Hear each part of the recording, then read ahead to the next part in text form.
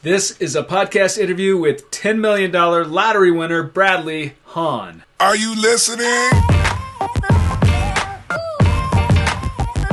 So this is a podcast interview with $10 million lottery winner Bradley Hahn. My name is Timothy Schultz. If you are new to this podcast, I actually also am a lottery winner. Way back in the day, I won the Powerball before going back to college to study journalism and broadcast news and work on various productions. I'm now combining my experience with these things with my desire to meet and interview other fascinating people. Some of these people happen to be other lottery winners. In this interview, I got to sit down with Bradley Hahn, who won $10 million from the Missouri State Lottery in 2016 off of a scratch ticket. His story is incredible. This is actually the second time that I've had the honor to interview him. In this interview, I got to ask many follow-up questions that are extremely intriguing, such as how it changed his life winning this $10 million, how it changed some relationships, whether he has any regrets, the time he almost died, and even his financial advice if you happen to win. But you're going to want to listen to the end of the interview where we got to discuss his thoughts on luck, whether he considers himself a lucky person outside of just this lottery win. And his answer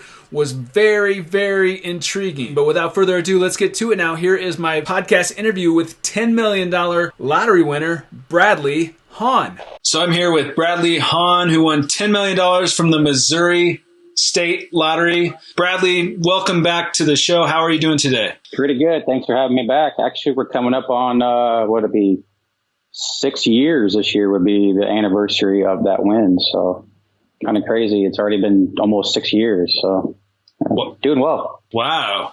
Yeah, time flies. It does. I mean, just like yours was 99, right? So you're coming up on 23 years. So it's crazy. You're aging me. Feeling very old here. I know. I hate talking those numbers. I'm like, God, I feel old now. So for people that are watching this, some people, they watched our previous interview, but some people did not. So for people that aren't familiar, you won $10 million from a scratch ticket from the Missouri State Lottery. But can you give a recap of how you won and what it felt like when that happened? I think it was January of 2016, like the end of January, they came out with a $30 scratch off because I think 2016 was the 30th anniversary that they were in business. So they're like, hey, let's come out with a $30 ticket, put a $10 million prize on it. It was called the Golden Ticket, kind of like a Willy Wonka thing, but it had nothing to do with Willy Wonka. It was called the $300 million Golden Ticket. It had 3 top prizes of $10 million. It had like 12 $1 million prizes. And then it went down from there to $30. And I started playing it in January that year, and it came out every now and then. I wasn't buying a bunch of them because obviously living paycheck to paycheck with bills and kids, you just can't go crazy on that stuff. And I got some money for my birthday the next month, and I always continue to play it. I think I won $1,000 a couple of times, 100, 500. And I was working a job up in St. Louis, a night shift, I think like 10 p.m. to 6:30 a.m. And that morning, I think I had like $100 cash on me. And on the way home, I was stopping at different places because, working night shift, you're pretty tired. And I was just trying to stay awake and get out of the car and move around. So I was scratching some tickets and, I'd hit $50, $60, just enough to keep me playing. And I was maybe 10 minutes from the house and I was like, I need some gas for the rest of the week. So I filled up.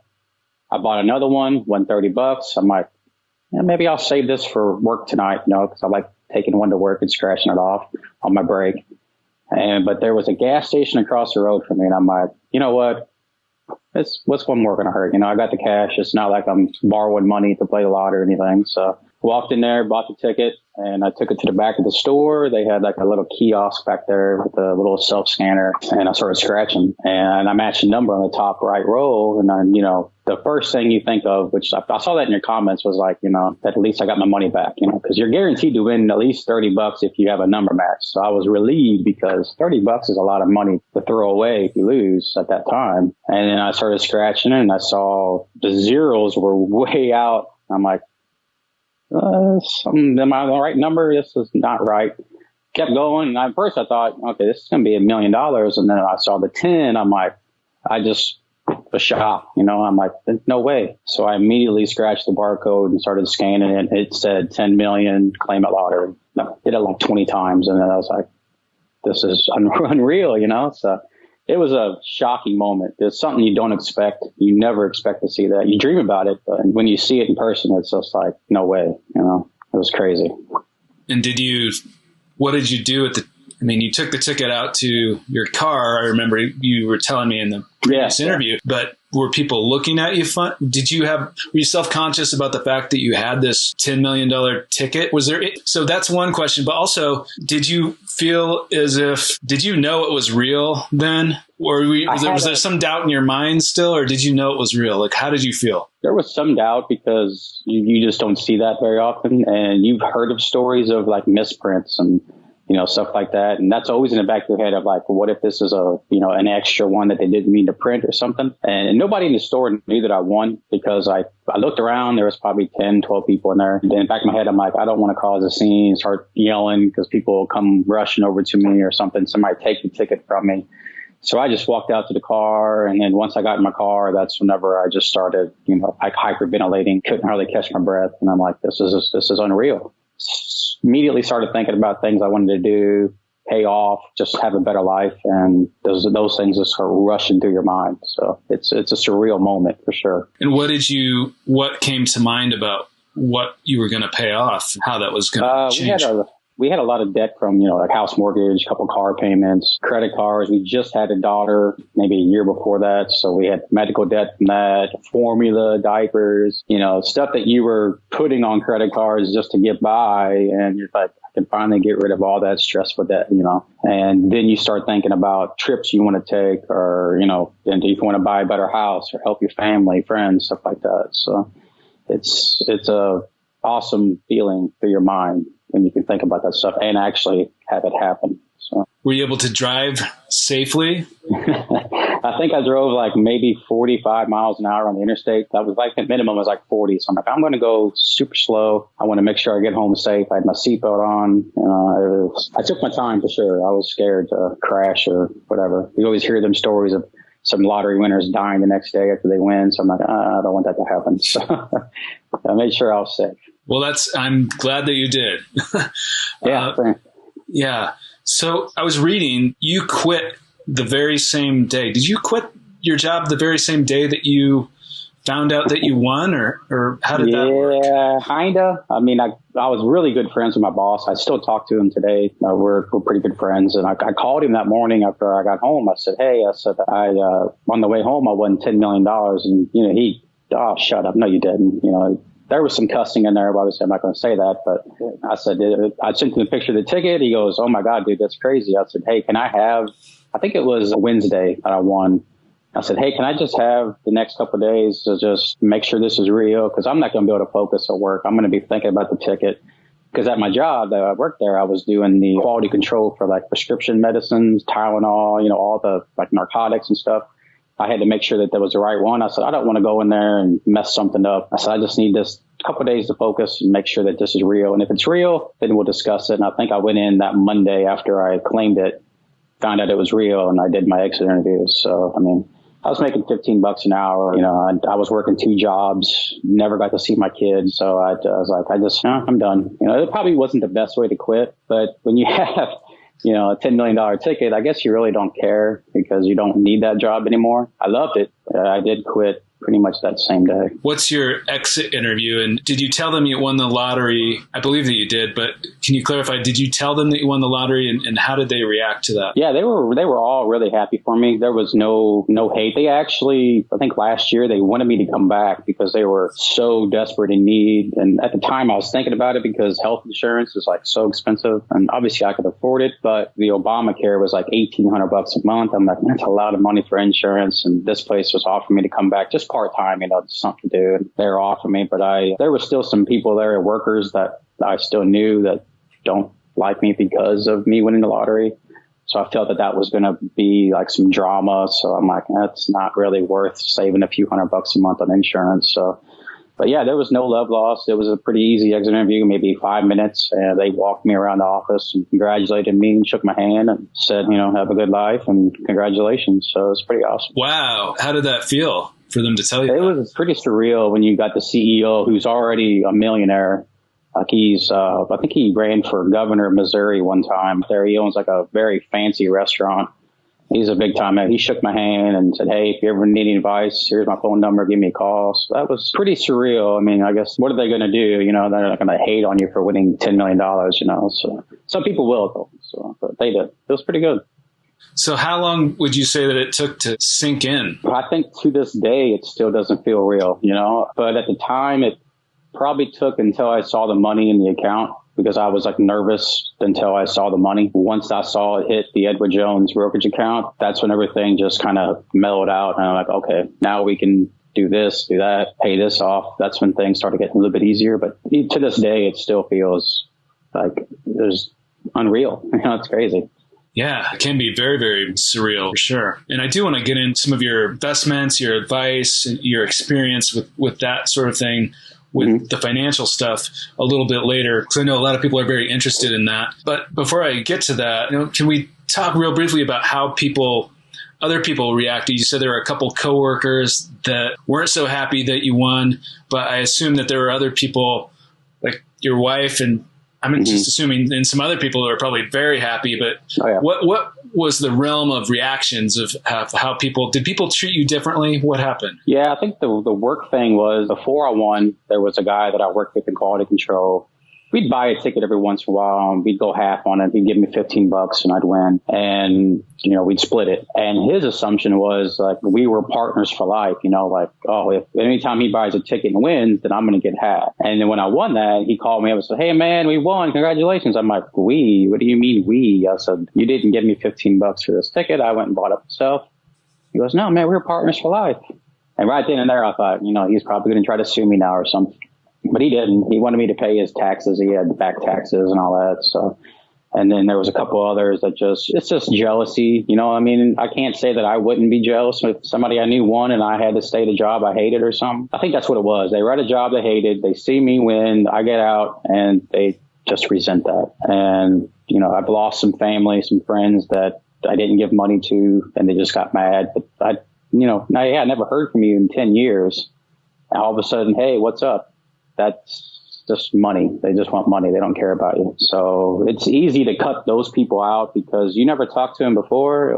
You're not really losing anything. You're losing a fake person. So yeah, the internal family was ecstatic. I got to take care of my parents. My wife was super happy that she got to quit teaching, that she was stressed out for it, because being a teacher is stressful and underpaid. And she worked another year. She actually worked the whole year after we won because she didn't want to just up and quit. She wanted to have fine time and find the right teacher to replace her. So that was pretty cool.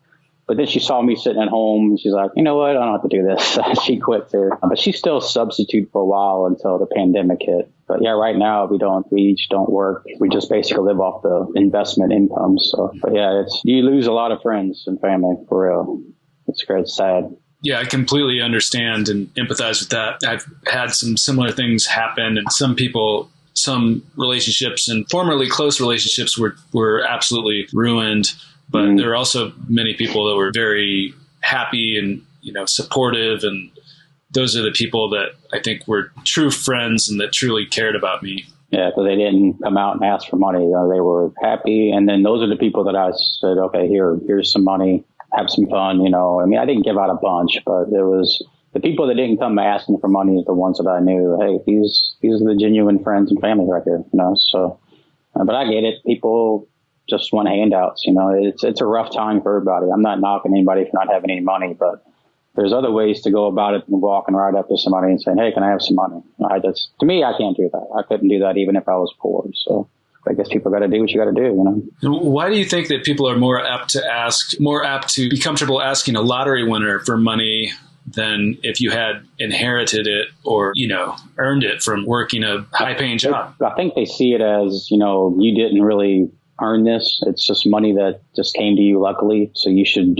share it, I guess. I'm not quite sure, but I've noticed that a lot of people just ask lottery winners for money, even on like YouTube channels that people that have won the lottery or, big jackpot at the casino, that people always in the comments, hey, can you PayPal me $5,000 for this, $3,000 for that? I'm like, man, just nervous in people to do that. But yeah, it's a big problem for that. I don't know exactly why, but I think in today's age with, all the government stimulus giving out free money, people just want stuff for free, like I'm going to make mistakes and you're going to bail me out. So it's sad. Yeah. Have you noticed the fake accounts with some of the people that win 10 million is absolutely incredible. It's amazing. It's life-changing. It's fantastic and surreal. But what about the people?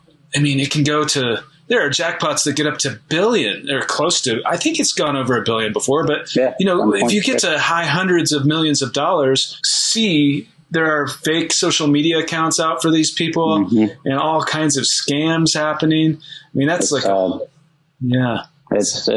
couldn't imagine the publicity that if they can't stay anonymous, how much, emails and mail they're getting and just people knocking on the door. But they're getting bombarded, which Missouri finally went to where you can be fully anonymous if you win. I think back last August. The only thing they can do is, say the prize you won and what city it was. They can't say your name, nothing online or anything anymore, unless you give them permission. So it was a law that the governor passed finally, but too late for me. But they actually took my name off the website, but you can still search my name and find the news story about it. But on the lottery website, they took my article down because it had my name in it, because they could get sued for it now. So it should be all anonymous because it's putting a target on people's back. So it's dangerous for sure.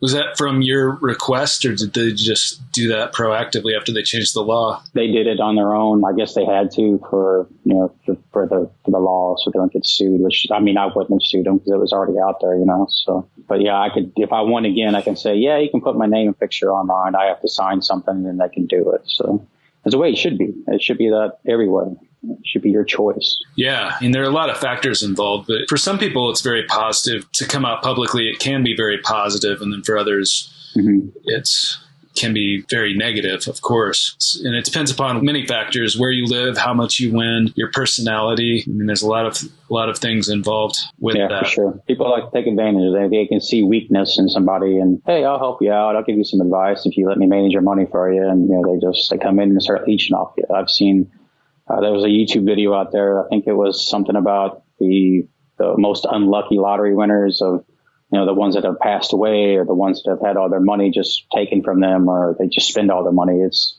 so crazy to see that. And those are the videos I watch to not end up like that. So for sure, it helps. Yeah. And I want to get into, I have questions about financial advisor as well. A lot of people do that watch the previous interview and that watch interviews with lottery winners, because a lot of lottery winners do say that you should get a financial advisor. And from our previous discussion, I know that's one of the first things you did. But people have questions about why you need a financial advisor if, people that are hoping to win the lottery, like, why can't you just do it yourself? And what would you tell those people? Well, coming from my background, I grew up, I wouldn't say dirt poor, but I was pretty poor. We lived in a trailer, never really had much money. So when you get that much money at once, you really don't know how to handle it. It's a lot of money at once. It's a lot of emotions, a lot of temptations that you just need to have somebody there to cool you back down, from cloud nine. Like, hey, think about your future. And me growing up poor, I didn't want to go back to that again. I wanted to have my kids a good life. So I felt the financial advisor would be there to manage our money, keep it away from, my hands or anybody's hands easily. I can obviously call him up and say, hey, I need $5,000 for this or whatever. He'll give it to me, but he'll also be there to say, hey, you need to watch your spending. You're spending a little bit too much. Let's back it off a little bit, especially now with the market being down. It's a time that we just kind of cut off any spending that we don't need to do. So they're there to really keep an eye on your money and keep you from going back to your old habits of not having any money. So it's very important to have. You don't have to be rich to have one. You could be working a good job, making a couple $100,000 a year, and they can help you out with your retirement. So they're not just there for lottery winners, they're for anybody if you just need help with budgeting money. And it helped a lot. So we learned a lot on the way too. So it's a good thing to have, for sure. And what kind of, I mean, I have my own experience with this sort of thing, but for people that don't, I mean, what kind of commission or how do they get paid? You know, what can you expect to pay them if you're making $100,000-$200,000 per year? What should you look out for, and how do you find someone that's the right fit? I think Edward Jones, the way he told me is like, I don't pay him directly. Like, he gets commission from the companies that I invest in. So like, whatever the profit is, he'll get a commission on top of that for bringing my accounts to them. So they actually pay him directly, Edward Jones. Like, I don't actually write him out a check. I didn't pay him any money to talk to him or hire him anything. For what really comes out of my account beforehand, I don't see it. It's not much. He said it's like maybe less than 1%. But I mean, anything that he earns on that, obviously he deserves it because he's made us so much money over the years. But yeah, you don't have to pay any money up front to talk to one or hire one. Once you start investing, there's fees that you have to pay, the commission to invest in those companies up to a certain point. Like, if in our case, we invested $3 million, so there was no fees. Once you get up in that range, they don't charge you anything because they're going to make a fortune off of you. You're going to make a fortune in the long run too. So yeah, you don't have to pay anything out of your pocket. So yeah, and so you won $10 million, which is amazing. And then they took some of it for taxes. And correct me if I'm wrong, but you ended up with 3.8 or right around there. Yes, the lump sum was 6.8, which a lot of people get confused about. Oh, you won 10 million. Why you get 3.5 or 3.8? I'm like, well, the lottery is a little different than, like overseas where everything's 100%. You don't have to pay any taxes. But here they give you a lump sum of what that prize is technically worth today. But if you wanted the full 10 million, they would invest that for you in one of their accounts, and they would pay you. I think mine was like $400,000 a year for 25 years before taxes. So I could have got the full 10 million, but I had to wait 25 years, and then I would still have to pay taxes. So I would never have gotten the full 10 million. Taking a lump sum of 6.8, I'm giving up a couple million, but I've already made almost a couple million on investments in 6 years. So I'm actually making way more than $400,000 a year than what the lottery would have paid me.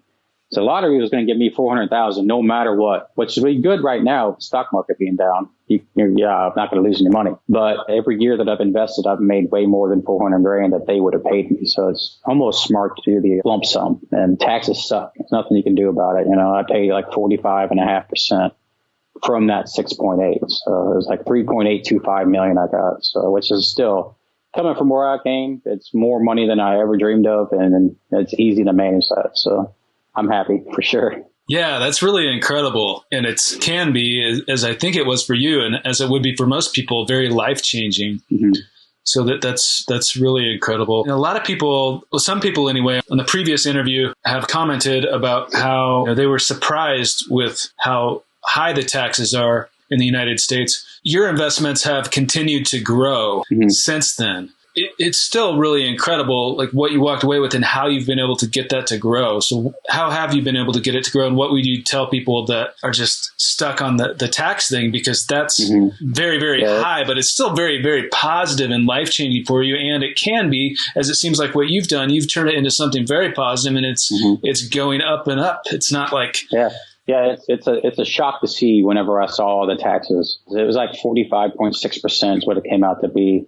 Everybody's is going to be different. I mean, it depends on your previous job and how many kids you have, all your deductions and stuff. So whenever I won, the lottery took out 29%.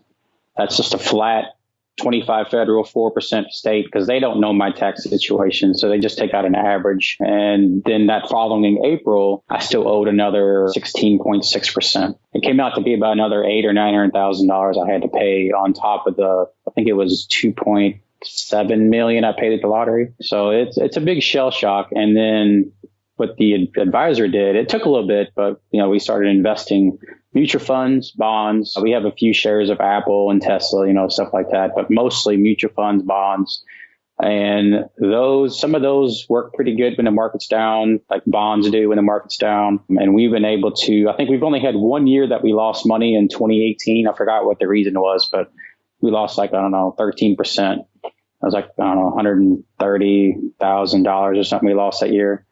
But 2017, 2019, 2020, 2021, we've made 500,000 plus each year. off of just mutual funds and bonds and just sitting back and watching it grow and letting him do his thing. We have the kids' college funds set up that make money for them. Me and the wife have a thing called high net worth life insurance retirement. So like I have a death benefit, but I'm overpaying for my life insurance. It's like, I don't know, $300 every 3 months is what it costs me. But I'm putting 20 grand a year back for 20 years. And any overpayment goes to a mutual fund at that location. And I'll be doing that for 20 years. So I'm going to take that 400,000 and hopefully turn it into $2 million by the time I'm 65. And then when I turn 65, I can draw 92,000 a year for 20 years tax free for like a retirement fund. Wife did the same thing. She's doing, I think, 10,000 a year. So she'll get like 60,000 a year for 20 years at 65. So he's got it set up pretty good. And just to see the returns, it's like winning the lottery every day when the market's up. Obviously, yeah, the market's down right now. I'm down a couple $100,000, but I don't really stress about it because I know it's going to come back. It's just a correction, you know. So it's really cool to see what an advisor can do for your money. But when you have that much money, you can it's like winning the lottery over and over again. It's crazy for sure. Yeah. And I wanted to ask you about your thoughts on that. So I'm glad you brought it up, but the power of investments, because it can be very powerful. That's one thing that I was really astonished with years ago after I won, was just learning that, wait, you can make money from just letting something sit there? Crazy, it's crazy. It's so crazy. I mean, especially at the end of the year when you get your capital gains. And some companies pay us a bonus each month. It's called a dividend. And some of them are capital gains. So we'll get $2,000, $3,000, $4,000 a month just, hey, thanks for investing with us, you know. And then the companies that don't pay us per month, they wait till December. And this last December was like our best December ever of capital gains. Like the first year, it was like 40 grand. Every year it's going up and up and up because the money that we make just keeps reinvesting. So any kind of bonus we get, capital gains, just gets reinvested into stocks. So we don't actually touch it. It just keeps growing. Like last year ended up being like 150,000 just in December alone. Like, hey, thanks for investing with us. Here's a share of the profits from 2020, 2021. Thanks. You know, that's all it is. It's crazy. And that money helps your money keep growing. It's a big snowball effect. And, you know, 10 years from now, I could be making, you know, 800, 900,000 a year. Who knows? It's crazy to see. It's awesome to see. Yeah. So what is your opinion on money now compared to your opinion prior to winning this jackpot? Back when I won, I was in like the spin mode, you know, because I was obviously never got to spend money on cars or trips, like big trips. So I had my mindset on that, you know, buying cars, fixing them up, you know, just having fun.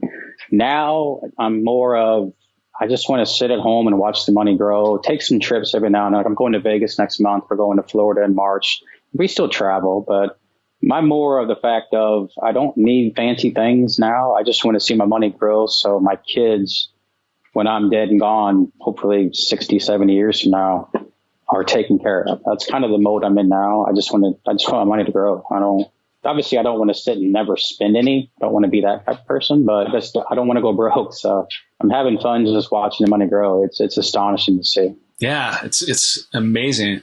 It's incredible. I don't want to dip into anything too negative here, so I want to keep this brief. But why do you think this make headlines that some lottery winners do go broke or get in financial trouble? Why do you, just generally speaking, everyone's different, but why do you think that is? I think it's they feel invincible, you know, when you go from having nothing to having, you know, if it could be $1 million to whatever, millions of dollars. You just have that thought of, which I had that thought at first, was I'm invincible. I could buy this, I could buy that. And you don't sit there and realize that you have taxes to pay that next year. People forget about that. I didn't even know about that until my CPA said, hey, you're going to owe more taxes. And I think they just get into the temptation of, you know, keeping on gambling. I can gamble more now. I can go to Vegas and do, you know, $500 slot machines. I can play $10,000 a hand blackjack. I can't hurt, you know, and they get in trouble that way and thinking that they're never going to run out. And it'll run out quick.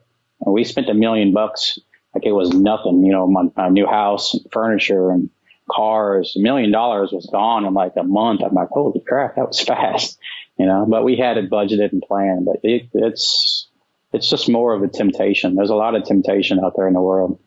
drinking, gambling, drugs, just all that stuff. And it could cost you a lot of money. Yeah. I mean, it's not just lottery winners. They're professional athletes and movie stars, all kinds of people that, get in financial trouble after coming across millions of dollars. It's completely easy to do if you're not careful. Yeah, like a professional athlete, that's all they know how to do at the time is play sports. When they retire, they're like, what do I do now? So they just start spending money and they don't have any put back. They probably were a bad spender during football. Now that they're not playing football or sports, whatever, they just run out of money quick. It's sad to see. And I don't want that to happen. I don't have $20-30 million like some of these guys do. So I've really got to be careful because I can blow through $3-4 million pretty quick if you're not careful. Yeah. Well, it seems like you're being very, very wise with it and very smart with it and conservative, which is awesome. Maybe not at first. At first, I mean, I admit I did some dumb things. And then, I was, I had my YouTube channel doing books of lottery tickets. That was pretty dumb. But I was getting paid by lottery or YouTube too a little bit. So kind of help offset it. Going to Vegas with 10, 20,000 thinking, I can win a bunch of money or, buying a car and putting a bunch of money into it. Just dumb stuff like that I learned from. It took mistakes to learn from those. And today I've, made all that back mistakes. And now I'm just want to sit back and watch it grow now. So you got to make mistakes or you're not going to learn from them. So yeah, that's a good point. You sit back and watch it grow, which is awesome. So now essentially you're retired, arguably. I don't know if you consider it that you consider yourself retired, but what do you think? I was just talking to someone about this. When you retire, there's so many people out there that they wait until, or they have this idea in their head, I'm going to work and do this job until I'm 65 years old or to a certain age. Then I'm going to retire and then I'm going to be happy and I'm going to be in this place that it's just going to be perfect. And that's where I want to get to. But I had to sort of rediscover what is my purpose and what I want to do here when that happened to me at a very young age at 21. And I know people that are the retirement age in their 60s, and some of them go on and they have a happy life and they find things to do. And then some people don't. So what are your thoughts on retirement? If you have the opportunity, obviously if you get lucky enough to win the lottery or get a big inheritance from a family member passing away or handing money down, enjoy it, because I've seen a lot of people turn 65 and retire. The next year, they're either diagnosed with cancer and, sucks and they end up dying. Don't get to enjoy retirement. You work all your life to get to 65 and then it's like, boom, most of them are dead within a year. It's crazy to see. And the day that I won, those thoughts, I've had a few friends die after retirement, family friends.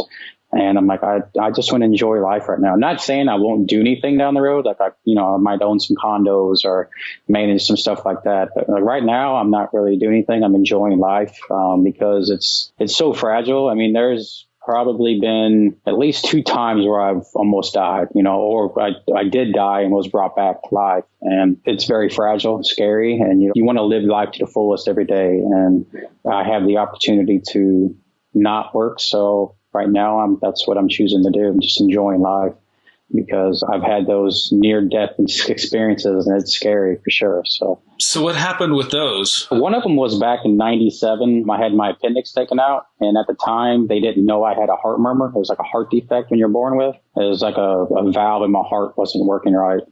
And I was supposed to, if they knew about it, I was supposed to take like antibiotics before surgery to keep like an infection from getting in there because the valve was not working to keep infection out. And I was just on the operating table, they said, and my heart just stopped. And they didn't know why. It took I don't know how long, maybe 30 seconds to a minute, and they finally brought me back to life.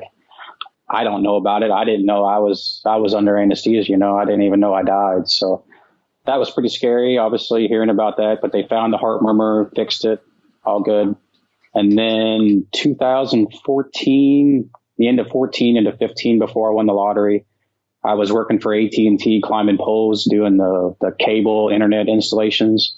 But I was in practice week, and you had to wear those spikes on the shoes where you climb the pole with the spikes. And I was doing that all week. And at the end of the week, my leg was sore. And I thought, it's just from climbing the poles all week. I'll go get some steroids, take some ibuprofen. It'll be fine in a couple of weeks. But it never went away. It was always there, a little pain in my leg. And like I'm few weeks later, I was supposed to go work at Anheuser-Busch that night for a night shift and weekend. But it felt like I had a chest cold, so I'm like, I'm just going to call in. I don't feel good. Went to bed. Didn't think anything of it. A few weeks later went by. I got out of the shower, and I just couldn't walk anymore. I was in pain. My leg was killing me. So I was like, we need to go to the emergency room. I think it was like New Year's Eve or day before New Year's Eve of 2014 into 2015. Went to the emergency room. They did blood work, and she said, we need to do a chest scan on you. I did that, and the blood work came back positive for potential blood clot. I'm like, too young for a blood clot. There's no way. And then they did the chest x-ray. I had a clot in each lung, pulmonary embolism, they called it, and my whole left leg was clotted. So that night that I had the chest code, I thought was actually the blood clot traveling to my lungs. It should have killed me there because the pulmonary embolism, one is bad enough. And you get one in each lung. She said, I don't even know how you're alive today because that was pretty bad. So I never died from that, but I came so close to could have easily went to my brain or heart. That was pretty scary for sure. So then those moments in your mind make you think how fragile life is, and I want to enjoy it, So yeah, I might do something down the road. I don't know what it is though, but I just want to enjoy life. Yeah, that seems very important to take away the positive things in the moment that you can and try to enjoy life because there are no guarantees. Yeah, as they say. Well, that's incredible. And anything is possible, though. I mean, you could also win the lottery tomorrow. It's crazy how a lot of people said you almost died twice and you ended up coming to win the lottery. It's almost like it was meant to be. It's crazy to think about that. I almost died twice and I win the lottery. It's crazy how it all worked out. Yeah, that's really interesting. That reminds me, there's this guy, I think in Eastern Europe, I could be wrong, but he survived a train wreck, a plane crash, a bus crash, and then he won. Didn't he win the lottery or something? Yeah, then he won the lottery. Yeah. He won around $1 million. Didn't he end up actually end up dying eventually, for real or not? Or am I thinking of something else? He may have passed away by now. I thought there was something he actually won, then he ended up actually dying or something. I'm like, that's kind of like what's that movie, Final Destination? Yeah, that kind of stuff where you dream about dying and then you actually end up dying that way or something. Visions. It's weird, but I never had any visions of dying like that, like blood clots or anything, but that was just a freak accident. So you didn't have a vision about these things happening and then they happened, but how long after this leg injury happened, how long between that and when you won the lottery? It's called 15 months later, I won the lottery. So crazy. Yes, it was pretty frequent. And there are some people that have had questions about, in the previous interview, you mentioned that you felt some sort of nudge or something in the back of your head telling you to go buy this one more ticket across the street. Can you expand upon that? I think it was, I think we discussed that in the last video. That week, just a disclaimer, I don't recommend this to anybody out there. That week, the house payment was due, I think by that Friday. And overtime was zilch at the time, just had a lot of bills. Didn't have any extra money coming in. AB wasn't working me on the weekends. So I had a couple $100 on me. I'm like, maybe I can try to win a little something to just get through this month, make the house payment. Obviously, I don't want to go gamble my money away or take loans out to pay another loan. So it was just more of a hope, just throw it out there and see what happens. I got a little extra money. It wasn't enough to pay the house payment, or otherwise I would have paid that first before playing the lottery. And I think it was more of, if I just buy one more, maybe that'll be it. Maybe that'll be the one that'll pay the house payment. And it ended up being the one that changed my life. So it was crazy. I think it was more of, if I don't go buy that, I'll always have the what if, what could that ticket have been if I didn't buy it? So I think that's what that was. Just hoping that I win something. Don't play the lottery to pay your bills. It's not going to happen more times than none, but you got 2 lottery winners here, so it can happen. Yes. Be careful. Yeah, it absolutely can happen. And I try to encourage people to have fun with it and only spend what you can afford, but also to know that you do have a chance. So how is the reality of being a lottery winner versus the desire to be a lottery winner different? I think the desire is you're still at the job that you might hate. You still have all the bills and all the debt and all the stress. You're dreaming of being that winner, of what life would be like, of not having all this problems. When you do win, all those problems like that, financial stuff, go away. Obviously, not all your problems, but the ones that make you stressful go away, and life is so much easier. You see it as a different perspective when you didn't have money to now, on just how much easier life is, on things that you can do.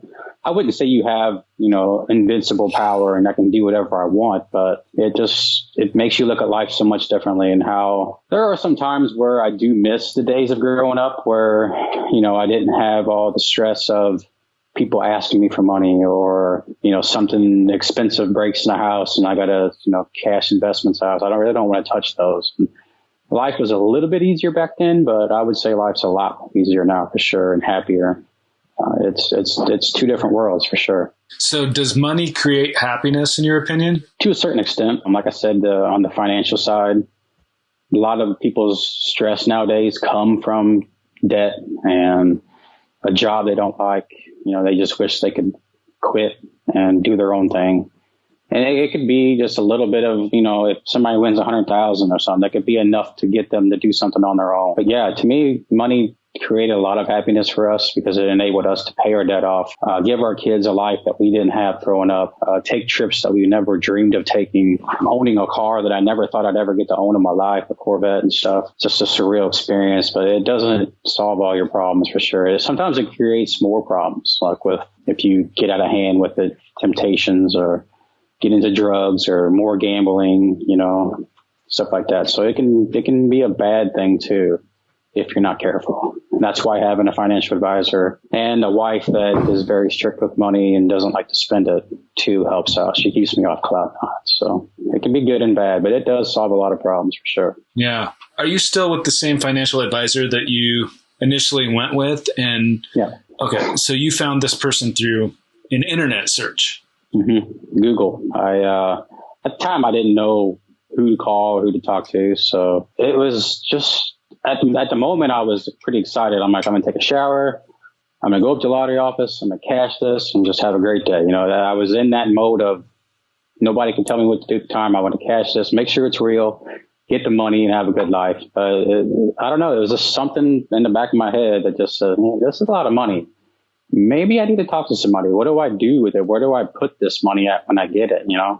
So I just did a Google search of I think I put financial advisor near me, and he was the closest one because they always put in an order of closest to furthest. And I think he just got lucky that he was close to me because I had a good connection with him, and we hired him a couple of days after we met him, just asking a bunch of questions, and had him since that day. And he's done an amazing job. So, and I have some questions from people from previous videos that I want to ask in a minute, but before I get to that, so when you initially won, you put the money into what's called a brokerage account. Mm-hmm. And a lot of people don't understand what that is. So why did you do that? And what is that? In case for the people watching here, maybe a future lottery winner. Yeah. At the time, I didn't know what it was either. I always thought that you could just put that money into a checking account, but you're only insured up to, I think, 250,000 per social security number. So like you and your wife can have 500,000 in a checking account and you're insured for that. So like if the bank went belly up,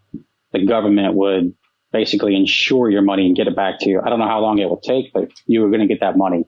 Anything over that, it's gone. You're not going to get it back. So it's basically like a bank filing bankruptcy. You're not going to get it. So brokerage account actually protects your money up to whatever you have in it. So if Edward Jones ever went belly up, my money's safe. And it's not really in that account anymore. I'm in the stock market accounts, the mutual funds, the bonds. We still have some money in there, but it's dispersed to us every 2 weeks for a check that we get. But yeah, it's important to have that to protect your money because, like I said, bank goes belly up, your money's gone. So very wise to get a brokerage account, sure, for that amount of money, millions of dollars. So what is your advice for investors, even if you don't have millions of dollars, but you have some that you want to invest? I mean, what would you get into? What's your strategy? What would you say? What have you learned? The stuff like the mutual funds and bonds, I don't really know much about. I just know like a mutual fund is a bunch of companies in one. Like a mutual fund can have Apple, it could have Tesla, it could have whatever in there, GM, all that stuff. And like a bond is basically, I think, from the government.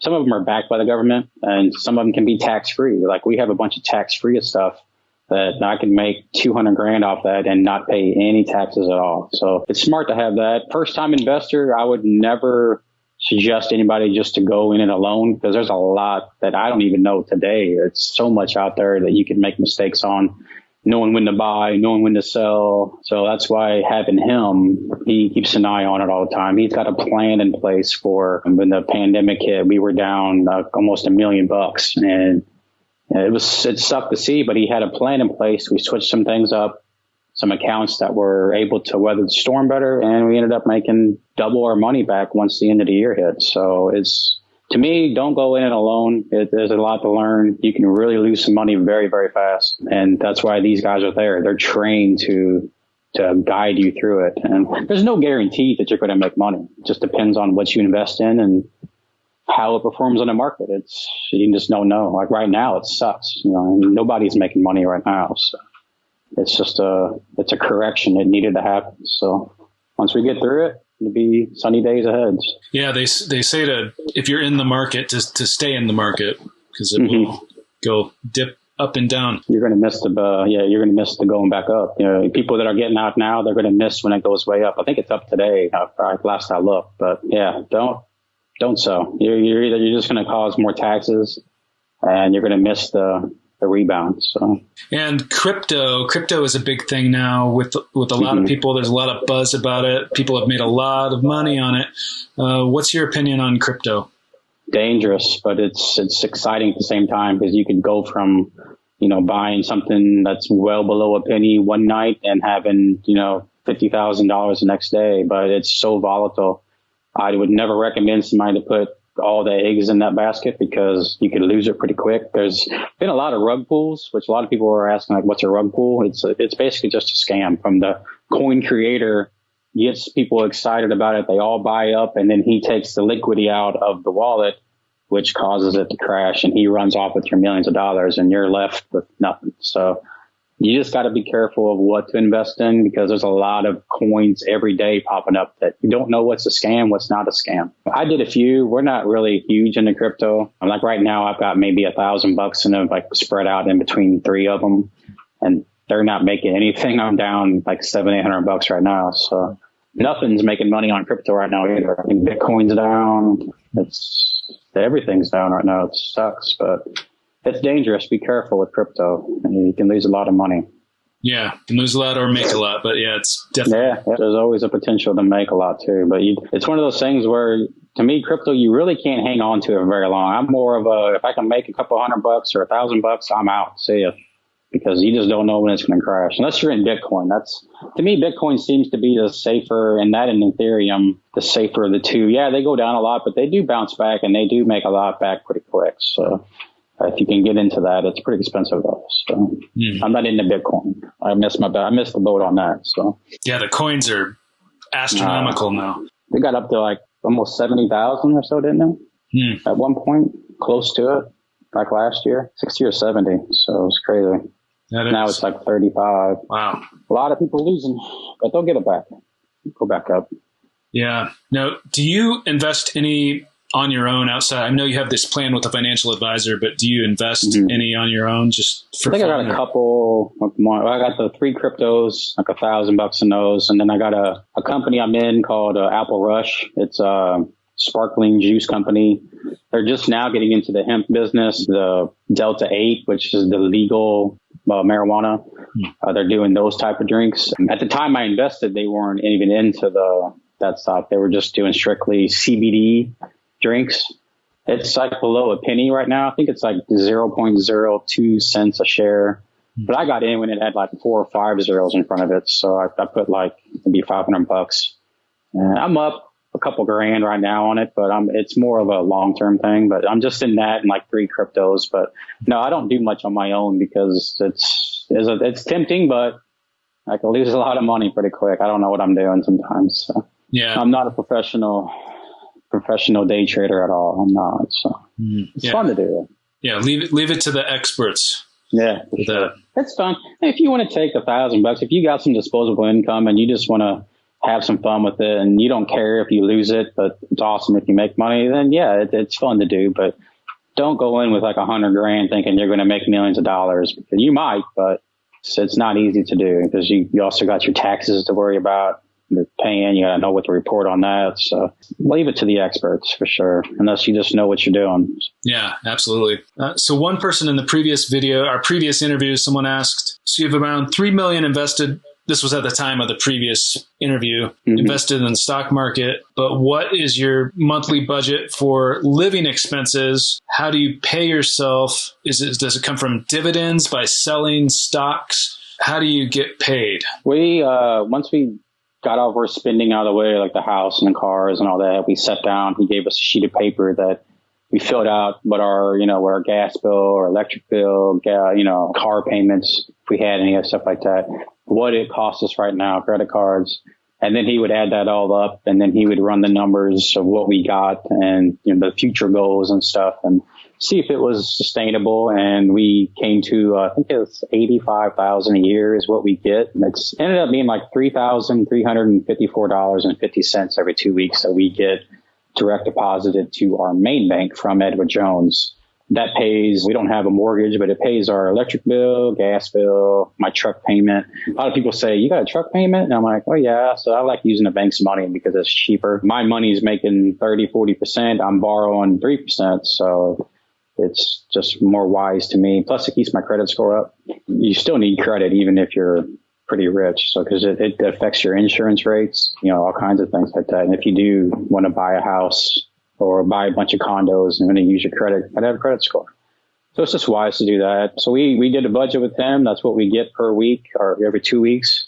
And then I think he cashes it from, we have like a bunch of tax-free accounts. He just kind of splits it up between some of those accounts, the dividends that we made, our profits, the gains, whichever one has the most gains for the lifetime, we cash that out. Try to do it mainly out of the tax-free accounts. So that $85,000 a year, we don't even pay taxes on that because we're dipping into the tax-free accounts. So we don't even have to pay taxes on it, which is awesome. So that's how we came to that. We could probably get a raise every so often down the road if we say, hey, we need $7,000 a month. We could probably do it, or $8,000. But right now we're living pretty comfortably on $85,000 a year for a family of 4. That's pretty average, I would say, for if 2 adults were working. You could probably make close to $80,000 a year. We did. I mean, she made 35. I made about 35. So we made about 70 before we won. So that's just what we're accustomed to living on. So that's what we continue to do. So would you say that it's changed your lifestyle much? In the sense of being more comfortable? Like, what do you mean by? Would you say that it's changed your spending habits much? I would say at first it did, because obviously we had to get that out of the way of the fun and temptation that we had that we didn't get to do before. Once you do all that and you realize how much money you're spending, you're like, man, I don't want to go broke. So that's when you sit down with him and you start investing, start making some of that money back, make the taxes back that you paid. So it changes your life, to me, for the better. Some people, it could change it for the worse, but for me, it changed it for the better because it enabled us to pay everything off. And now we can sit back and know that our kids' futures are going to be, pretty good. So yeah, it could be good. It could be bad. You just got to work at not letting it go the bad way. They say that when you win the lottery, it sort of magnifies your personality. And that's been the case for a lot of people that I've met. And I believe that was the case for myself. But would you agree with that statement? Yeah, I would say it brought out a version of me that I never got to do, obviously, because I never had money. It brings out, at the time, this person that I kind of didn't like, because I acted like I was invincible. I acted like I had all this money, that I'm not going to go broke. I'm going to go buy this car. I'm going to go to Vegas whenever I want. I just had that mindset because I never got to experience that lifestyle before. So it changed me a lot. And then one day it took a little while, but I sat down and talked to the advisor, was talking to the wife, and just changed my ways of that thinking of, you don't always have to think about money. At the time, it made me think that's all I thought about was making money, spending money, and I had to get that out of my head. So yeah, it does bring out a different personality in some people. It did for me, for sure. So now I wouldn't say I'm perfect, but I'm definitely working my way towards being a lot better with it, and I am. So yeah, for sure.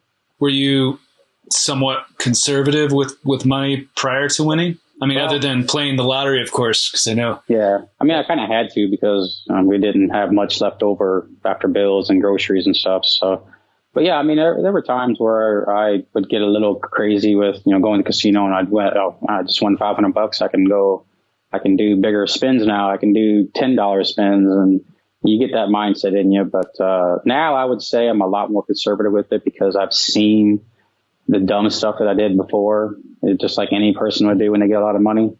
And I regret some of it, but I've also fixed it, and I've made that money back, thankfully. And now we're making more. So yeah, definitely for sure. And what advice would you give to yourself prior to winning if you could time travel back to when you won, before you picked up that ticket and, Bradley, these are the words of wisdom. Remember this before you scratch this ticket. What would you tell yourself? I would say if you're going to buy a Corvette, don't put a bunch of money into it. Don't put a new engine in it and think you're going to go fast and show off everybody. I mean, it was a money pit. I wasted tens of thousands of dollars on that car. It was fun. I got out of my system, but that's probably one thing I would probably go back and say, no, I'm just going to buy one and keep it the way it is, And I did. I bought a truck. I bought a new Ram 1500 in 2020, and I haven't touched it. I put an aftermarket alarm on it. That was it. So it's a waste of money. It's fun. I don't knock people that do that, but if I could go back, I would definitely not put all that money into that car because you don't get it back. It's a waste of money. So but other than that, I don't really regret anything else. So yeah, it seems like you've been very wise with it, very smart, very conservative, and it's been got to thank my wife and advisor for that. If I didn't have them too, who knows? I might be broke today. I don't know, because if I had 10 million, or I wouldn't say 10 million, but if I had 3.8 million single at 25 years old, I mean, there's a lot of stuff going through your mind at that age you could do with $3.8 million. So bad things, good things. So I'm glad I was married and glad I have a financial advisor, lawyer, CPA that keeps me in line. So stay out of trouble. Thankful for that. If it wasn't for that, I don't know where I'd be at today. It's hard to say. Maybe buried in the desert in Las Vegas from gambling debt. Who knows? Yeah. Well, hard to say. I'm glad I have what I have support wise. Yeah. Yeah, that's important. Well, very. I'm glad that you've had them too. And I'm glad that you've listened to them and that it seems like it's been a really positive experience for you. Mm-hmm. Everything. Probably not many people ask, I'm not trying to be the interviewer, but how's your life been 23 years later from winning the Powerball? I don't need how much money you have or anything like that, but has your life obviously changed a lot since then or gotten better? Yeah. I've always wondered that. Oh, my life has, changed a lot. And some of that has to do with just time, and I would say the main thing it has to do with is time and experience. Mm-hmm. And the experiences that you go through. And the lottery is just one thing, as you're a lot of things other than a lottery winner. It's just one thing that happened to you that's incredible. Yeah. And does that answer your question? Yeah, obviously I know your life didn't get worse or anything, but I just always wonder, somebody that's won 23 years ago, you don't really hear much about lottery winners that long ago still having money or not, worse off, or back to working a job they hate because they ran out of money. You don't really see that very often. That's pretty cool that somebody 23 years later is still thriving and doing amazing. So it's awesome to see. Oh, thank you very much. I really appreciate that. And I don't really even talk about it very often. I do on this YouTube channel and on this podcast, because one of the things obviously that I'm doing is interviewing other lottery winners, which I really, really enjoy, meeting other people that have won, because it's such a rare and potentially life-altering thing. Yeah. And that's why, very rare. Yeah, and that's why I'm talking about it here, just because I love meeting other people that's happened to. It's not like I go around every day saying, "Oh, I won the lottery however many years ago." I don't, and but it is something that happened, and it's interesting to a lot of people, and it's one of the most life-altering things that happened to me, and it can be to a lot of people like yourself. It's always weird when somebody comes up to me and says, "Hey, I introduce myself and." Hey, what do you do for a living? They'll tell me what they do. And hey, what do you do? I'm I always kind of stop. I just say, hey, I work from home. I just use that line. I work from home. I don't say I'm a stay-at-home dad because I'm a millionaire or anything like that. So I always use that line if I just work from home right now. So that's what I did. Or like I do stocks, I'll say that. I don't mention that I have millions of dollars or anything like that. It's just weird. It feels like you're bragging, in somebody's face. So yeah, definitely don't go out. Hey, everybody. It's kind of dumb. Yeah. To make the conversation kind of awkward, most people would be very supportive and be like, oh, that's amazing. But you never know how someone's going to react. So yeah, you don't really know unless you know that person for a while. It's best not to say anything because you don't know what they're going to do. You don't know. I mean, you just don't know people these days, and just how rare it is to see a lottery winner. I think Missouri's been around for 36 years now this year, and there's like less than 200 millionaires in Missouri from like scratch offs or draw games. That's how rare it is. In 36 years, less than 200 people have won $1 million more. It's very rare.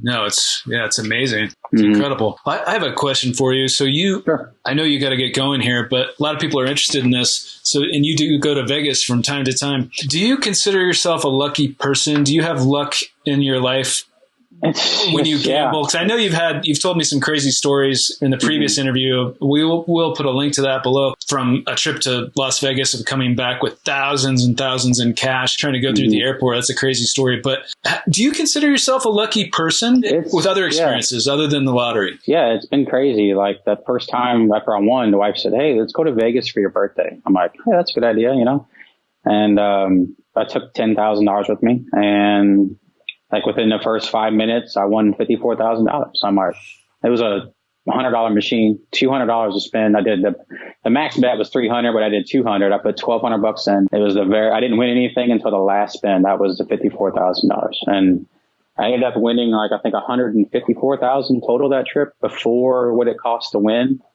I think I came home with like 80 grand.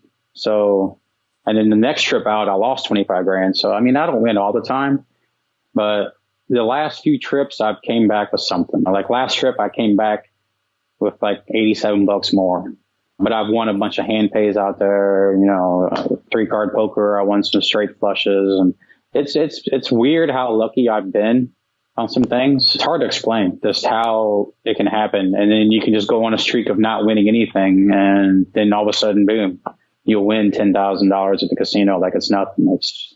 And I don't go and try to win. I don't go and take 50, 60,000 with me and just do all these $1,000 pools. I'm going and playing, $20, $30 spins, which is a lot, but I consider myself a high roller, but I don't go and take $200,000, $300,000 with me and just go do $1,000 spins, just thinking I'm going to win. So it's just luck. And I do consider myself pretty lucky, and I do lose. I don't win all the time. That's for sure. But I've been pretty lucky in Vegas lately, for sure. So. Yeah. Well, and they give you free stuff. It's hard not to go when they give you a free room and $1,200 free money to play with and food money. It's just like you're traveling there for free, and you just take some gambling money and have fun. So it's fun.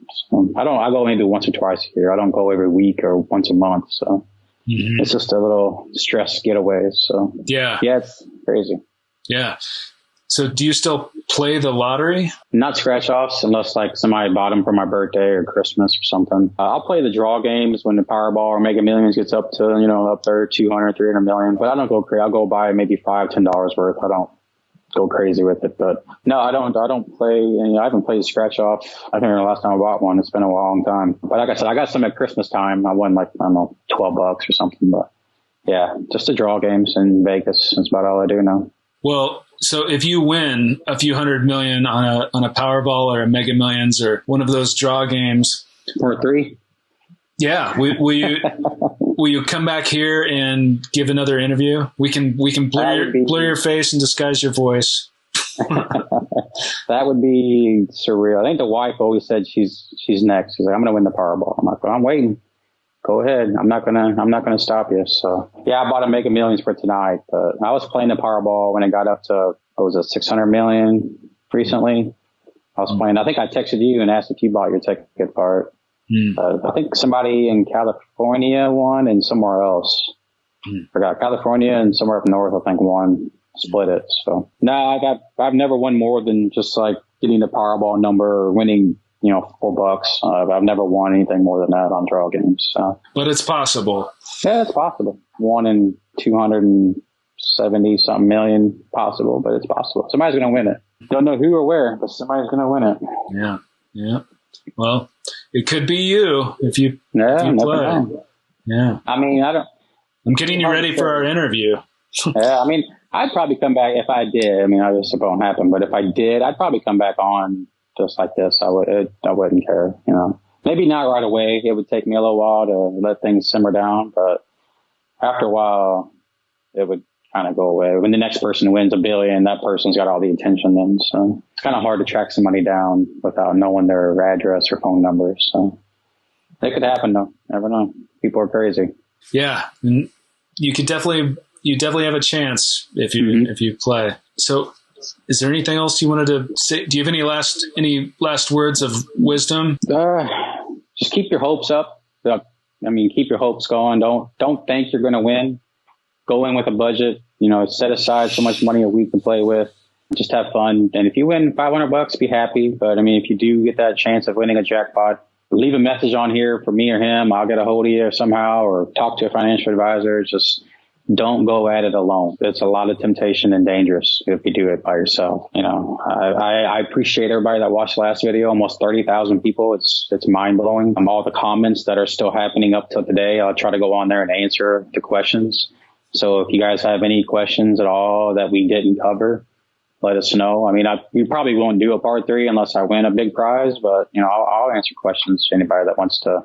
And you can leave my email down below if you want to email me and ask me. Just don't ask for money, please. And if you have a financial question or, you know, a personal question for me, I'll be more than happy to answer it. So, yeah. Well, thank you very much for your time, Bradley. I really appreciate it. And I definitely look forward to the next interview. Yeah. Hopefully it's, maybe I'll win something massive in Vegas next time and we can talk about that. We'll see. So got to win it first. Yeah. It can happen. It can happen. Well, somebody just think of on YouTube, they were doing $250 a spin. They won the jackpot on Dragon Link. It was like $1.1 million on a slot machine. I'm like, wow, that's crazy. Wow. The most I ever won was 54,000 on one pool. So that was crazy enough. I didn't even notice it at first. It just went off. I'm like, I looked down, I saw 54,000. I'm like, okay. I didn't know how to react. I mean, everybody's like, well, you're not too happy about that. I'm like, well, you know, at the time I was thinking I just won 10 million. So it's not like I'm not going to jump up and down and get a lot of attention toward me. So it was awesome though, for sure. It made the trip pretty great. Set the tone for the trip. Yeah. But you can go to Vegas and lose a lot of money too. That's for sure. Mm-hmm. Sin City. Yeah. It's almost like it's not real. Mm-hmm. You know, you see tons of money come and go, but it's almost like, so I think they design it. I mean, it's designed that way. So you just keep playing. It's That's what it feels like when you see your returns on investment. It almost feels illegal. Like this can't be legal. You know, you're sometimes making 50 grand in one day. It just feels like a bank robbery. It doesn't feel real. It feels like it should be illegal, but it's not. It's weird to see for sure. Like you don't know how to act when you see those numbers. You're like, is this real? How can this be legal? You know, it's crazy. That's incredible. The power of investments. It's amazing. I mean, like I said, right now, I'm losing my butt right now, but it's all imaginary until you sell. Right now, I still own all the shares that I had before. So when it comes back, I'm going to make my money back plus some. So it's just a bad time for anybody right now. I mean, people's 401ks are losing money. So it's not just me. You know, if you got a 401k, you're hurting too, unfortunately. It'll come back. Yeah, I can't. Yeah. And I'll let you get going here, but I just wanted to mention that I've had countless conversations with financial advisors and people over the years. Every time something happens that, you know, like, oh my God, everything's going down because this or this happened, because it's all based on fear. At least, I mean, it depends upon what you're invested in, but if any of your assets are in the market, then it seems like it's really based on fear. So if something catastrophic happens and the market goes down for a day, a few weeks, then it could really freak some people out. And there are people that jump in and out of it all the time, which is why it does that. But I've always been told just stay in it if you're going to invest anything into that. Yeah, because I mean, obviously, the more you have in there, the more you're going to lose. That looks like. But like, I feel really bad for the people that maybe just retired at 65 and they've got, you know, maybe a couple $1 million in a 401k and they're seeing that just going down. They're like, I worked my whole life, but it'll come back up. I mean, it needed this correction. Inflation was getting out of hand. Interest rates were too low. We couldn't sustain this lifestyle. Everything would be so expensive to buy. It already is. You go in a grocery store, you're spending way more than what you used to.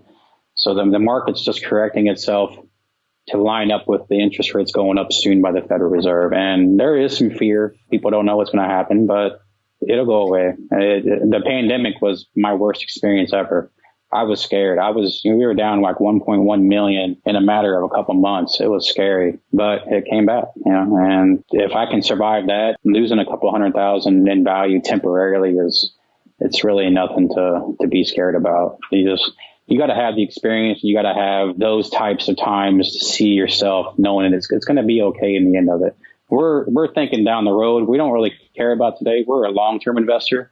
I'm more worried about what it's going to be in 10, 20 years, not what it's going to be today. So just hang in there. It'll come back. And you'll be happy it did. Yeah. Well, yeah, you seem very, very wise with it. Those seem like very smart words of wisdom. So thank you very much. Yeah. Bradley, still learning every day. Still learning. Learn something new every day from my advisor or on the market that you just didn't know about. It's continuing. I wouldn't say I'm the smartest, you know, lottery winner out there. I've done some dumb things. I've done some smart things, you know, and you just learn as you go. And I got to thank my wife and advisor for leading the way. Yeah, absolutely. Well, thank you very much for your time. I really, really appreciate it. Thank you. Yeah, it's great to see you again. Yeah, thanks a lot, guys.